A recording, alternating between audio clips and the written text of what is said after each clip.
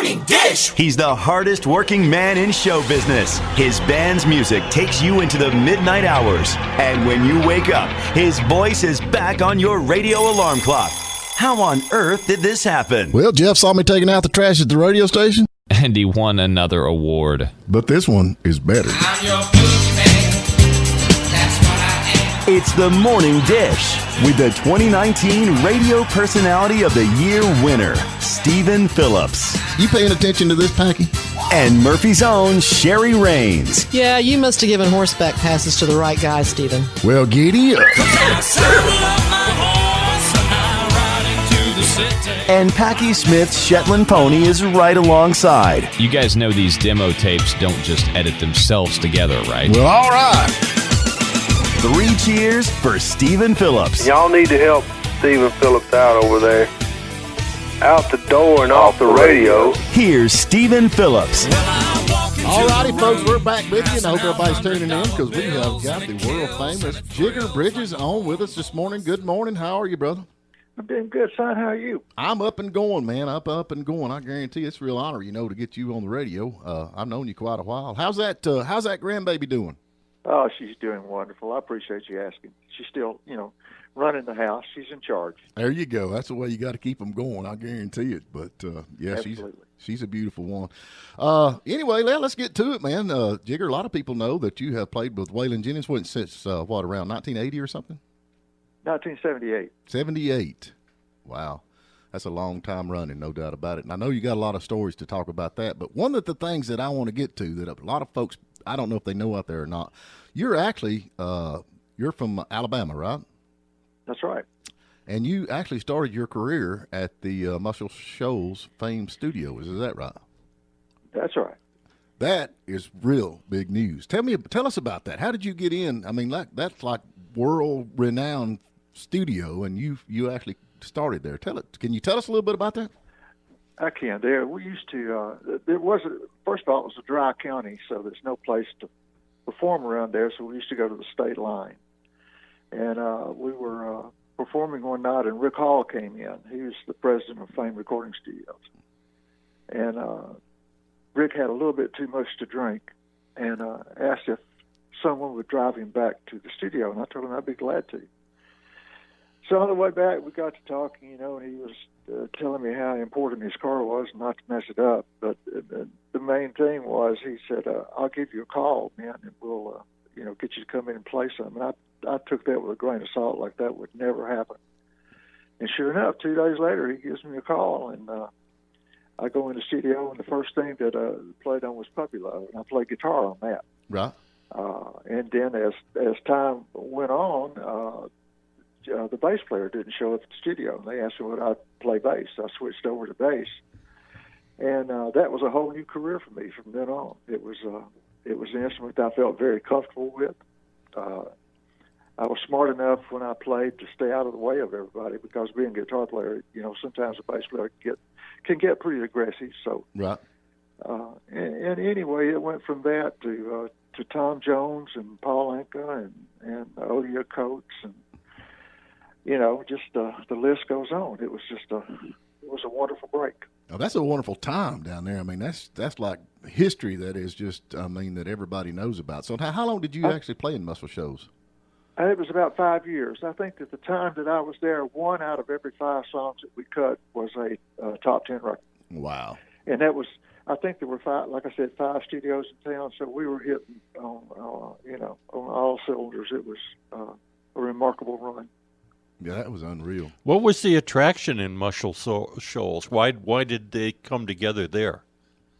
The musicians there all played from the heart, from the soul. We didn't go in as staff musicians to read music. We went in to create music, and we would do our charts, number charts, similar to what they do here in Nashville. And they would just play us a demo. We would all chart it out, make our own little notations as what we're going to do. And the leader of the session would simply count it off, and we would play. And then the producer, Rick Hall, would, he would pick through it and decide what he liked, what direction we were going in. Rick was the kind of guy that you would cut a song 20 times, and he'd go back and take the second or third cut. Yeah. Wow. But that's what we did. We had when we did Paul Anka, he brought his conductor with him, Right. and that went over like a anyway. A lead It balloon. went over very well because he's trying to conduct and we're trying to play. And the song he was doing it on was "Having My Baby," and that song went to number one. First one Paul Anka had in a long, long time, but he had to take a seat on that. Well, that's So you guys took over for the conductor, huh? yeah. Well, you can't conduct a bunch of people when we're not sight reading. That's when you need a conductor. We're sitting there looking at a number that tells you what chord you're playing. Then you're trying to use your creative juices to figure out what notes to play yourself. So if he's trying to cut you off in the middle of the thing, you may not be ready to. That might be where you want to improvise or whatever. So, well, that's usually where most of work. the best music comes, when you do improvise or you hit a note and like, dang, that sounded good. I like that kind of thing. Absolutely. Yep. Absolutely. So, but then, okay, so you've been down there 5 years. You've played on, I mean, there's no telling how many albums if you played on that come out of Fame Studios, which is unreal. So you decided to go to Nashville, and then you ended up, which makes total sense. Why Whalen's like, hey, I want Jerry Bridges in my band because of the Fame Studio and Muscle Shoals event. So how did you bump into Whalen and get that started? Well, when I moved to Nashville to get off the road. I was doing the stuff at Fame, and I was also on the road constantly playing, and I wanted to be with the family, so I got an offer to sign a writer's contract, which I did. And when I got up here, Waylon's bass player had fallen, and he had, what I remember, he had broken a wrist or something.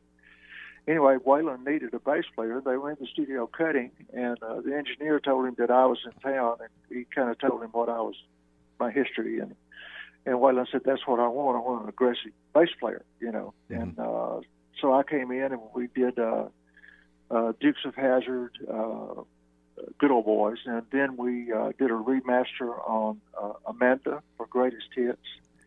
And at the end of that stint, Whalen said, "I'd like for you to go on the road with us for 14 days." And I said, "Well, you know, that sounds great." And the 14 days turned into 23 years.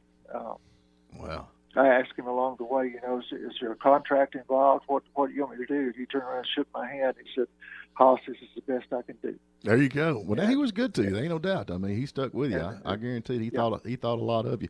So now, when you started in like '78, you're down here playing with Fame with all this, you know, rock and all this other stuff, and then you go to Waylon Jennings. I'm sure you didn't know his songs. Did you go to YouTube and download all the songs and try to learn them? Or no, what? he sent me to the office to get all of his albums. And I think at that time there was 60 or so albums, and I took them home. It was just overwhelming. You know, I had them there for a couple of nights, and then we got on the bus to go to Miami. And Gordon Payne stayed up with me all night on the bus ride to Miami, and we were talking songs and, you know, kind of charting stuff and all that stuff. And I asked Gordon, I said, you know, do we rehearse? He said, "No, we don't rehearse."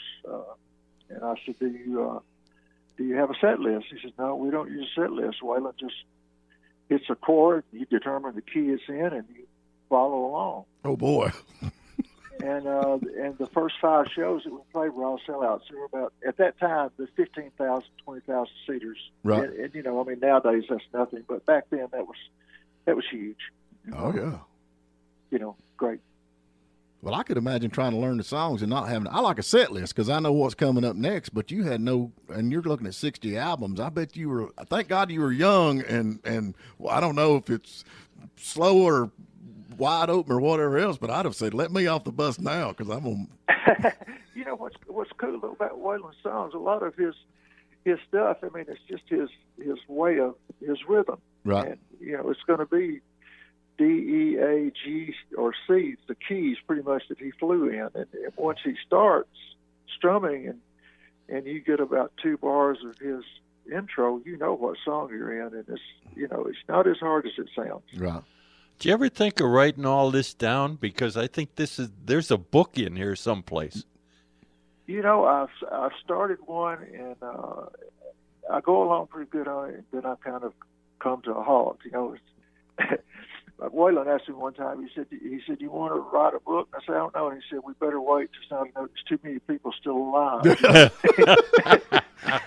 Well, I've been lucky enough to hang out with you some, and some of the stories is just unreal. But I mean, honestly, there's more than a book here. There's 2 or 3. If you need some help with that, I got a couple of guys that would be more than happy to help you with this. As far as the book, I'd love to see a book come out and on all this. But leave the part out where we broke down in the motor home on the way back from the gig that night. I love that. What were we doing? We were driving about 15 miles an hour. I think it was, yeah. Yeah, we had to push us up a hill. But we made her home anyway. Yeah, we made it home. I love it. That was so fun. So now what are you doing now? I mean, we got the COVID going on. Are you staying at the house? Are you getting out and getting to play any? Or? Well, I mean, you as a musician know exactly what's going on. It's kind of dried up. I mean, here in Nashville, luckily at my age, this is not affecting me one bit, except that I'm not on stage. Right. You know, I would hate to think how it would be right now if I were trying to make it. Right. It's very, very, very difficult. We only played a couple of 3 shows last year. I think we got 1 on the books for this year, and then we're probably going to just, ride off into the sunset. I don't know. It's, don't do that. You got to keep kind of going. bleak out there, Yeah. I feel for these young guys. I wish they had the opportunity to get in there, feel the energy from a crowd instead of trying to do all this virtual stuff. It's got to drive them crazy. It does. No doubt about it. And you were in the heyday. I mean, you're talking you started with Muscle Shoals, which was absolutely, and I don't think nobody back then thought about how big a deal it was with all this stuff that was coming out of Muscle Shoals. And then with Waylon Jennings, I mean, he is known all over the world, and you are too. I mean, you're known all over the world. It's just, but I think the heyday of that music business era and that beautiful music that come out of that era all is a thing of the past. I don't know. I feel like that. I just don't see anything coming out of Nashville or anywhere that really just knocks your socks off, Well, what's funny right now is Muscle Shoals is feeling a surge. A lot of the folks, the big names, are coming back down there to cut. Right. And it's great, but they're not making a big deal out of it, which they never did before. Steven Tyler just went down there. I mean, it's incredible what they're doing. There's not that many folks, unfortunately, still left out of that Muscle Shoals rhythm section. Jimmy Johnson passed away, and Barry Beckett, and they lost Donnie Fritz not too long ago. I mean, it's just it's a shame, but they're still thriving. Right. That's great. Yep. Well, young man, we have got to get to a break. We have, and I appreciate you getting up and giving us a call, and I will definitely want to have you back because you got a whole lot more to talk about. There's no doubt about it. And Stephen, I'd love to. Yeah, I think it's great. Tell your wife, man, your wife. She posts on Facebook. When I go to her Facebook page, I starve to death. It's just one food after another, man. If I could get her to cook that stuff at home, we'd be all right. That's it. I'm telling you, she about to starve me to death. I got to where I just don't even go to her page anymore because I just start drooling. Yeah, I just start drooling. But anyway, I'm glad the grandbaby's doing all right. But one more thing before we go. Now, your son is actually in the business right now. He is kind of with Shooter Jennings. How's that going? Are you talking about Jeff, yeah. my son, yeah. the drummer? Yeah. He's not into the music business anymore. Right. He was with a group called Believable Picnic. They were a Christian group. They got a top 5 record. Right. And he was on the road and decided, he said, "Dad, this is not the life I want. I want to be home, with the family and all that." And I told him, I said, "Man, you do what you want, what you feel like you should do." And that's what he's doing. Right. Now, what about you got a grandson too that's doing something, right? Yeah, he's Adam Barnes. He is Shooter's manager. Right. And that's just thrilling me to death. He's got the business side down, which is something I always struggled with. Right. He's got the calmness about him to deal with that stuff. I was more like a Whalen. I was a little too aggressive on some things, but Adam's did great. He's a laid-back guy, man. Ain't no doubt. I mean, he's kind of guy that you'd want on your corner because I don't think there's nothing really gets him upset all that much. But that's right. He's got a new baby, does he not? He does, and her name is Alzadi, and we call her Alzadi, I think. And we call her Zadie for short. Oh, I've never heard that name before. I hadn't either. That's beautiful. That's beautiful. Well, I'm glad he's doing good. Sure am. But anyway, tell everybody we said hello, and like I said, we appreciate you calling in. We'll get you back on. Hey, anytime for you. All right, thank you, man. That was interesting. Hey, that's one of the sweetest guys you'll ever meet. I am not kidding you. Yeah. And Yeah. he's got a lot going on. He's seen it all. Mm-hmm. Really, there's a guy who's seen it all. Well, a lot of folks don't realize, everybody thinks about it and they go to, he's Waylon. But, I mean, that Muscle Shoals stuff was big deal. Fame Studios. I mean, it's a big deal. And he was there when from what I say, the get-go, when it was the And I love the way he talked about how he does the music from the heart more than well, that's where the music comes from. Yeah, that's where the music comes from. That's where you. That is so cool. Yeah, and that's the thing about these folks. Well, I'm gonna write a top hit song, and these guys are like, "Hey, man, this sounds good. I like the feel of this, or I like that." But And it wasn't just country music too. I mean, you got Aretha Franklin, you got Clarence Carter, Wilson Pickett, Etta James, all those people recorded. he played on all that. Yeah, I mean, he played on all that. That's and they recorded there with all that same place and with all the use of same people. So anyway, that's pretty. And I get to call him a friend, man. How about that? I get to borrow $20 off of him every now and then.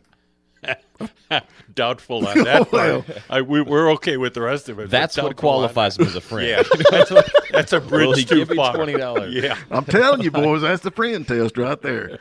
Thank you for listening. This is Stephen Phillips, host of The Morning Dish. Please subscribe to our YouTube channel because we have a lot more interviews out there to listen to. Plus, you can listen online every morning at WJULradio.com or Lake 97.7 WJUL. And give us a like on our Facebook page, The Morning Dish.